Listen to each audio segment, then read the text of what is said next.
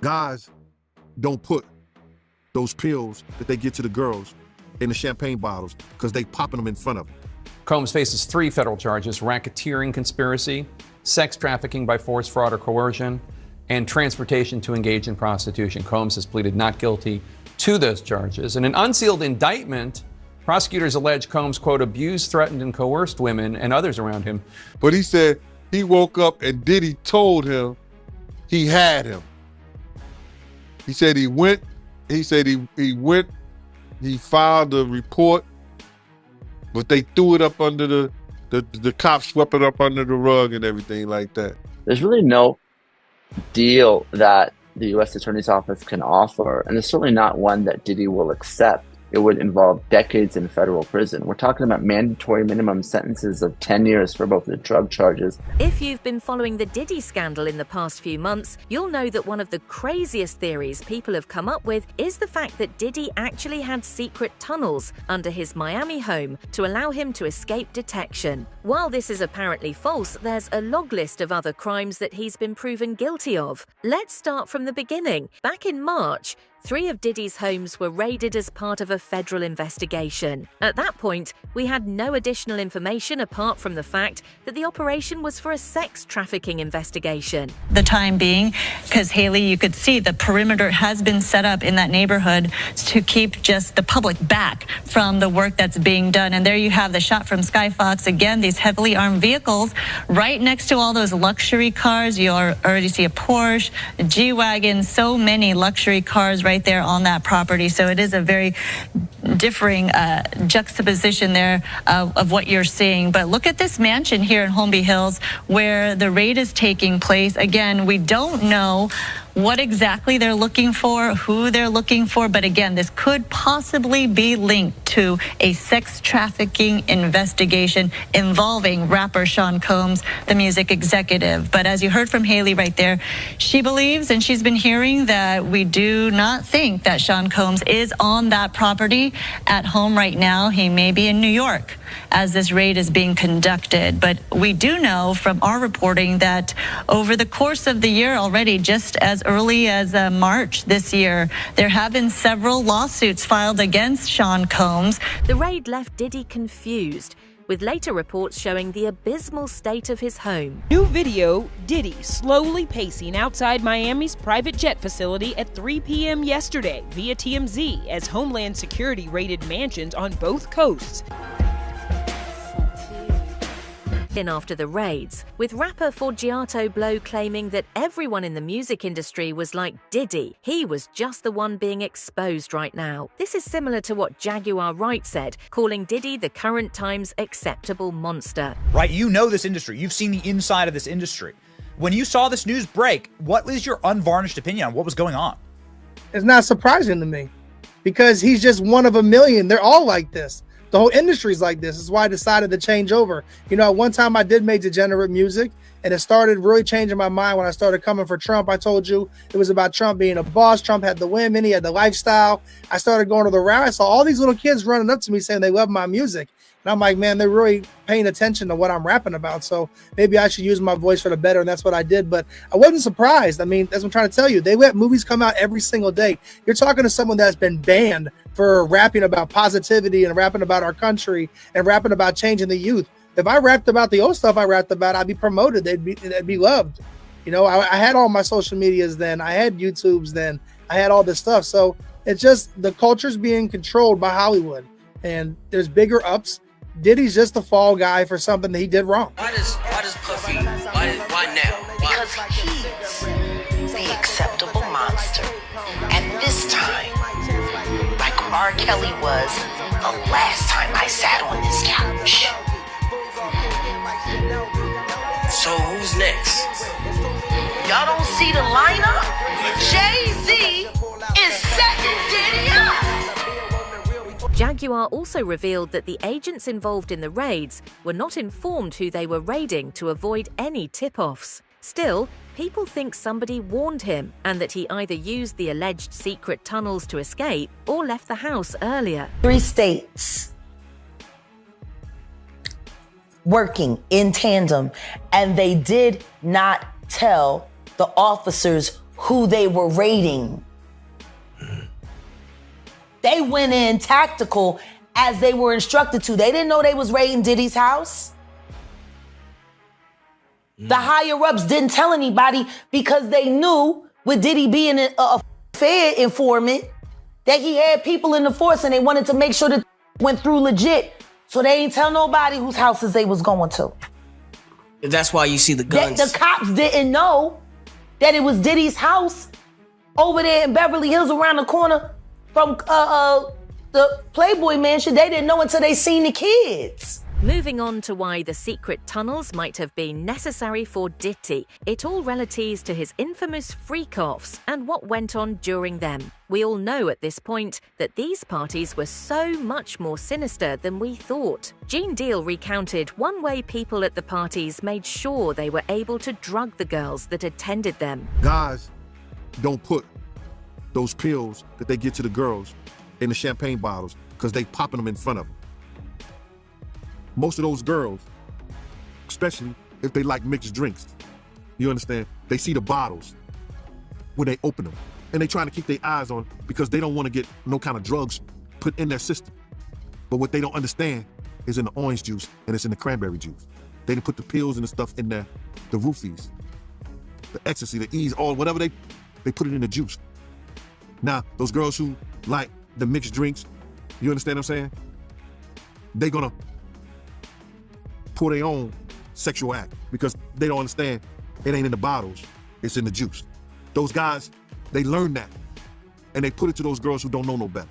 Even with the ongoing federal prosecution, people think the higher-ups are deliberately shielding some people since the indictment had no mention of people like Lucian Grange, who was also supposedly involved in the freak-offs. Well, tonight, they arrested P. Diddy. News just broke that they took him into custody in New York City. So I figured now's as good a time as any to shit all over Sean again and remind everyone just how horrible this man is. So if you haven't read the court documents and done any of the other research on this guy, this producer he worked with named Lil Rod brought this lawsuit against him.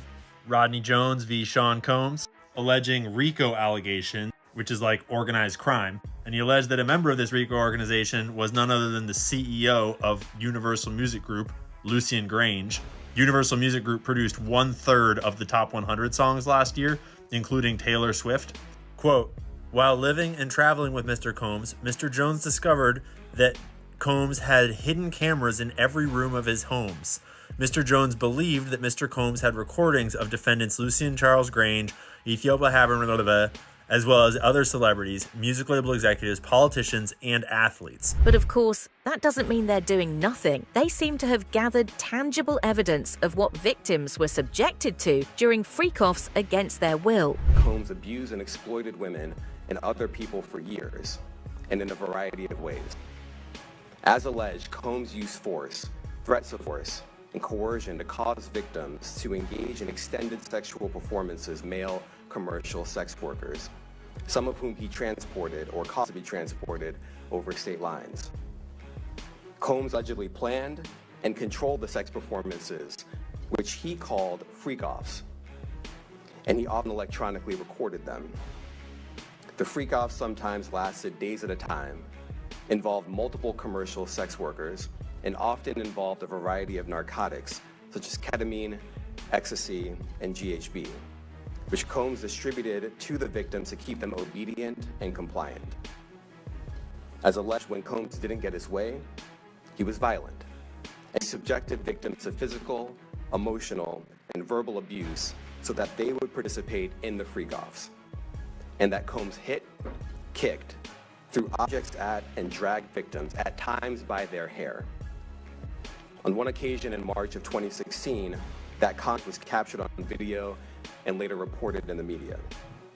Specifically, Combs kicked, dragged, and threw a vase at a victim in a Los Angeles hotel. The indictment also revealed a long list of the ammunition and freak-off gear found during the raids on Diddy's homes. Special agents from HSI executed search warrants at Combs' residences in Miami and Los Angeles.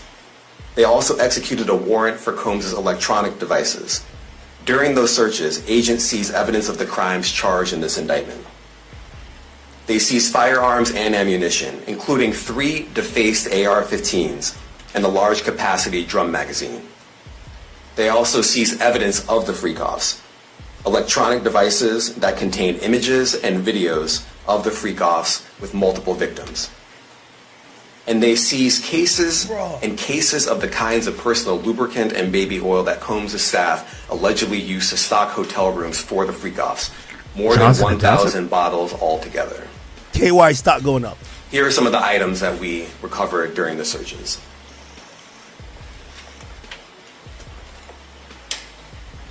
As you can see here, this is a drum magazine, large capacity, and it contains, I believe, 59 rounds. I mentioned as well that we recovered 3 AR-15s. People also expect others to go down with Diddy. It seems inevitable that at least some Hollywood names will get dragged through the pit for their association with the rapper, though those holding power behind the scenes might still manage to wriggle away. You gotta realize, man, he learned from Andre Harrell. He learned from Russell Simmons. He learned from Clyde Davis. You understand? When those people are telling you that they were heavy into the drugs, they was heavy into beating women and doing things at that age, at that crazy stage, that's gonna make him think that he could get away with the same thing that they was getting away with back then.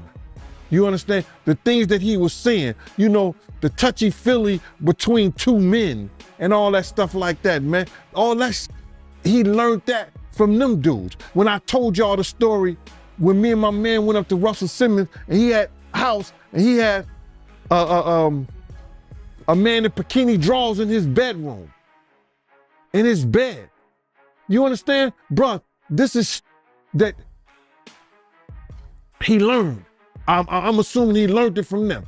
CNN senior legal analyst commented that Diddy is looking at a minimum of 15 years in prison. He also said that while Diddy's lawyers might claim that the prosecution has no one claiming they were forced to participate in the parties, having Cassie's video and multiple witnesses will be hard to counter. He also laid out how the feds would use racketeering charges to bring Diddy down. If I had to guess, I would say the district judge will agree with the magistrate judge and keep Sean Combs locked up. First of all, the law says that when a person's facing the charges Sean Combs is facing, the presumption is that he gets locked up pending trial. So the field is automatically tilted in the prosecution's favor. He is looking at a minimum of 15 years behind bars if he's convicted. The prosecutors argue that. And finally, prosecutors argued intensely that Sean Combs is engaged in constant obstruction of justice, intimidating witnesses, bribing witnesses, and that usually strikes a chord with judges when they're considering bail. First of all, they have videotape. We've all seen the videotape of the assault on one of those women who's alleged to be a victim. That's going to be a really tough piece of evidence for the defense.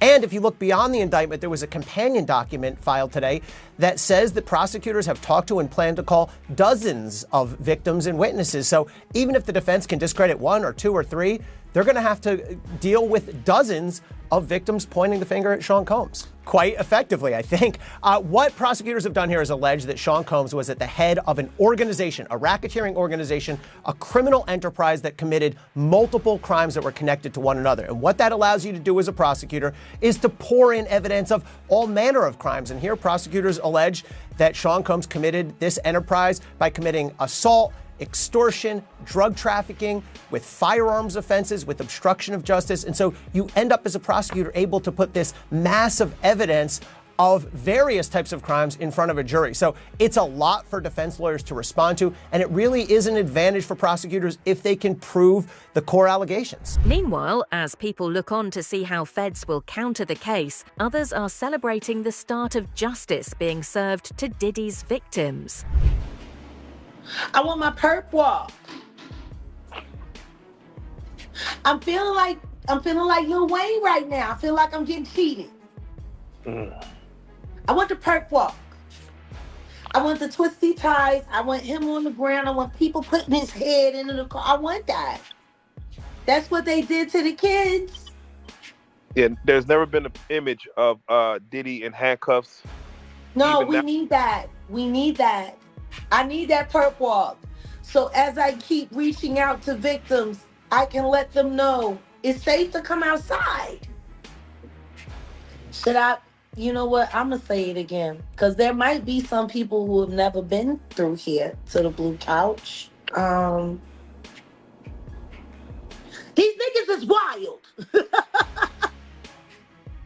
They procure bitches to do damage and wild shit. Like, it was something like that I said. Why don't nobody ever want to believe me? Oh. Without question. Jamil Jamal said it himself. Jaguar sat on the couch and said he put the boots to that girl, and y'all said she was a liar, and then we seen it, and then y'all just said, I want my perp walk. That's all I want. The only thing that's going to make any of this hoopla worth it is if he does a perp walk, if he gets put into a car, if he is treated like the criminal that he is on camera. But Diddy's not going down without a fight. Not that it matters, but he's still giving his all and is now fighting for bail. Sean Diddy Combs spent the night in jail, and in a few hours he'll be back in court asking a judge to release him on bail. It follows a slew of federal sex charges against the music mogul. Combs' lawyers say that their client would put up $50 million for bond. He and his family have surrendered their passports, and he says he would agree to home detention with restrictions on visitors, and he would submit to weekly drug tests. Eyewitness News reporter Darla Miles live at the courthouse in Lower Manhattan. And Darla, it seems like he's trying to argue that he's trustworthy and can be released. Are the feds going to release more details about Diddy's house raids? And are they going to be even worse than before? Let's wait and see. That's it for now. Don't forget to tell us what you think in the comments below. For more updates, hit the bell icon.